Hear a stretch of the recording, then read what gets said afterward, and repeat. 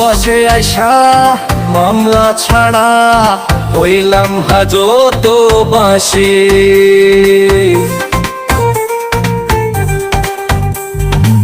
বসে আইসা মামলা ছাড়া হইলাম হাজত বাসি। বসে আইসা মামলা ছাড়া হইলাম হাজত বাসি।